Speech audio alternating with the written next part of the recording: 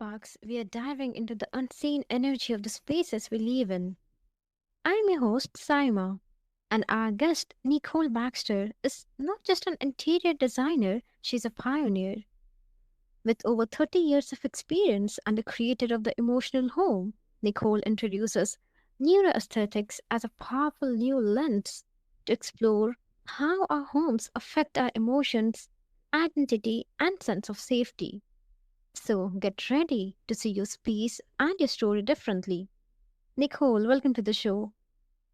Thank you so much. I'm very happy to be here, and thank you for everyone who's listening. I'm glad to have you here. It's my pleasure to have you here. So, Nicole, what exactly is neuroaesthetics and how does it help us understand that the hidden influence of our homes on our emotion? Oh, great question. Mm-hmm. Neuroaesthetics basically looks at how the brain processes beauty and processes its environment. And once we start to understand the power of our environment and that it's not neutral, it's always feeding us information and feeding us data and energy that's affecting how we physically feel in every space. Then we start to look at our environments and our home very differently because now we want to create a space that doesn't just look good, but also feels good to us. Mm-hmm. That's fascinating, Nicole. It really makes me think differently about the space we live in. Yes. And the beauty of neuroaesthetics, no pun intended, is designers didn't realize, we always knew that we affect the way people feel in their homes. It's not just about a beautiful space. And I'm sure you and your listeners have had that experience where you walk into a space that there's something so special about it that you just feel differently in your body. You just have a whole reaction to it. And it I started asking questions about this maybe 10 years ago to try to understand what that phenomenon was. And it's kind of funny because I've been a designer for so long and never really thought about that. I think designers, it's so easy for us to look at a space and how it aesthetically looks that we weren't really paying attention to how it impacts our body. And I talked to a few psychologists and they were not really interested in it. And it's interesting to me that the people who were paying attention were the neuroscientists.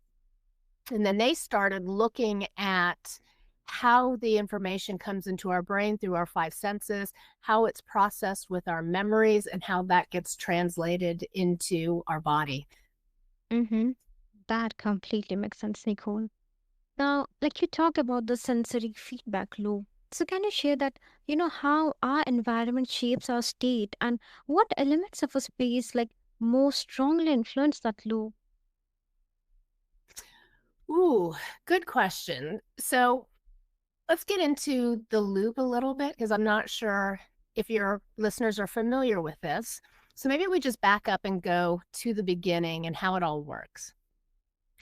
So, our five Mm. senses are constantly bringing in data about our environment, right? How it looks, feels, tastes, touch, smells, what we're hearing, everything. It's always giving us data. That data goes in through our five senses. Our amygdala in our brain is scanning constantly for information to see if it is neutral, if it's interesting, if it's familiar, or if it's important and we should pay attention to it.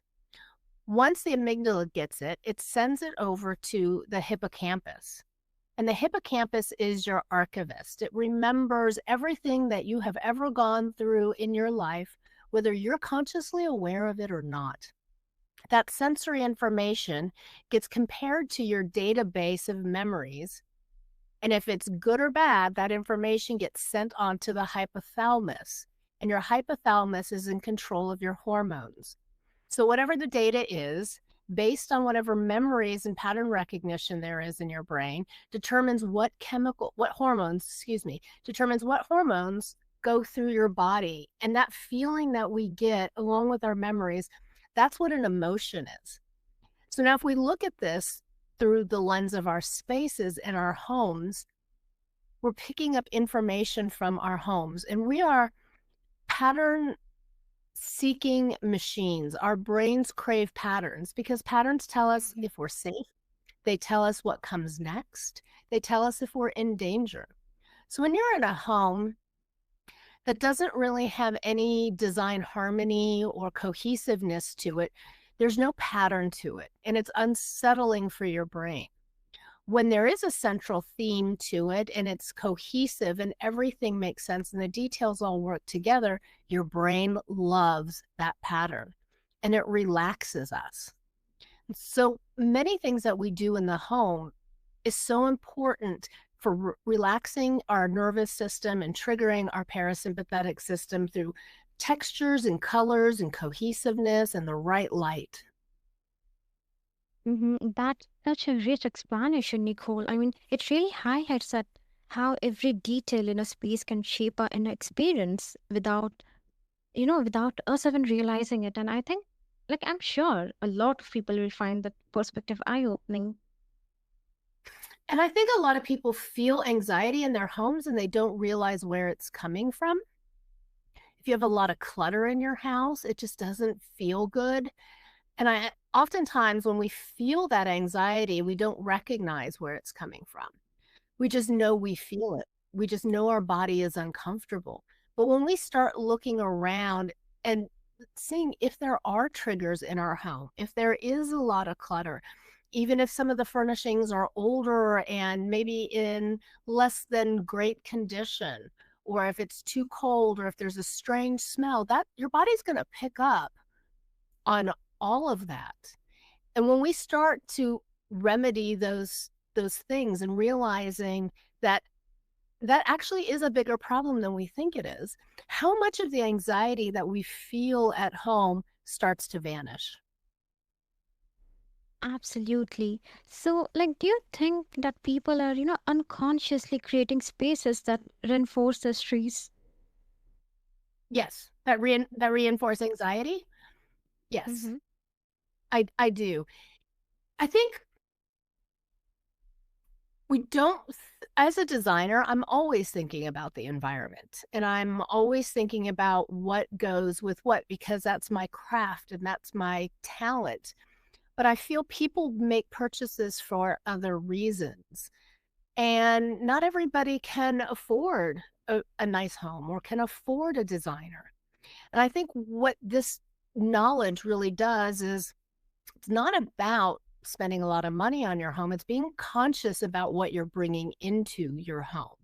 When we start thinking about it that way, we can make smart decisions and we can gradually eliminate those things that cause us anxiety. And I think a lot of it just has to do with being mindful.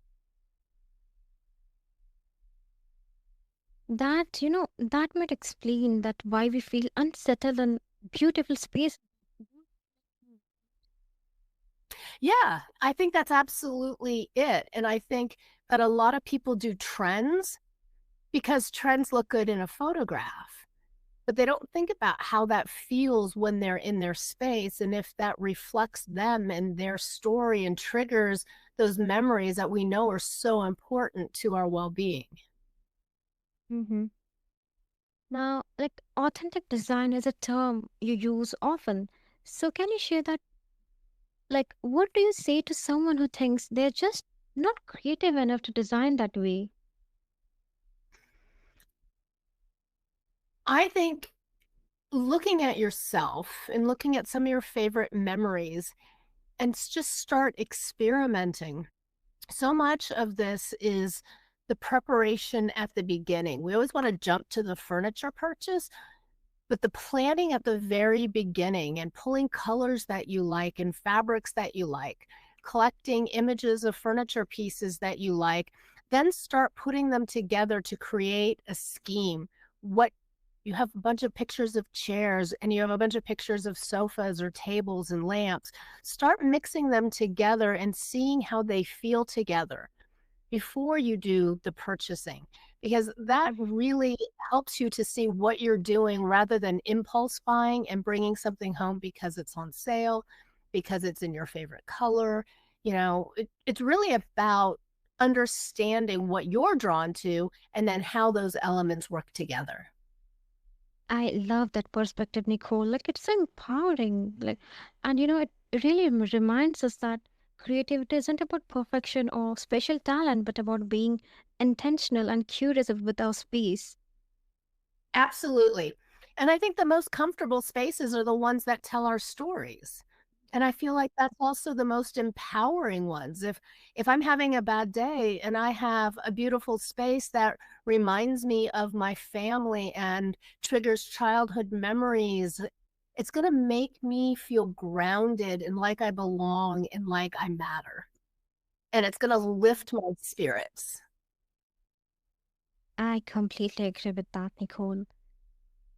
Now, if someone's listening right now and feeling disconnected from the space, what's one short simple change they can make today to begin creating their emotional home?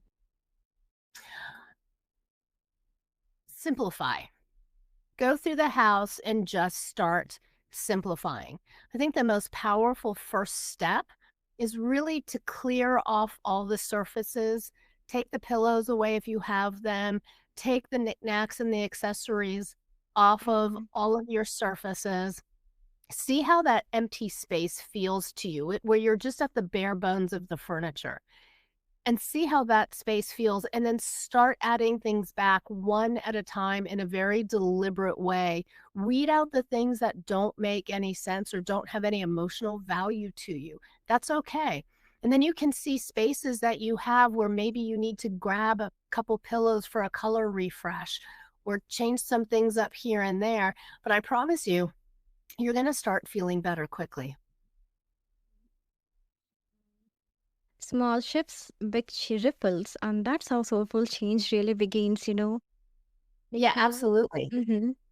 Yeah, I completely agree with that.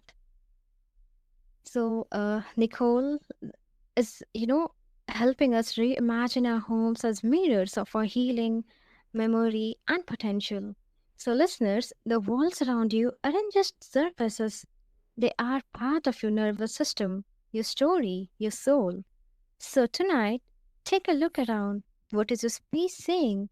And how might you help it speak more gently, more honestly, more you?